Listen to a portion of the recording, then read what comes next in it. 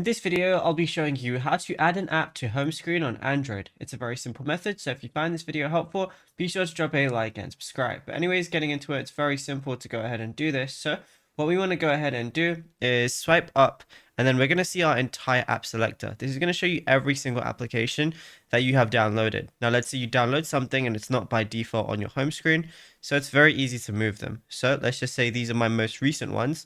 Let's say I want to move some of these over to my home screen.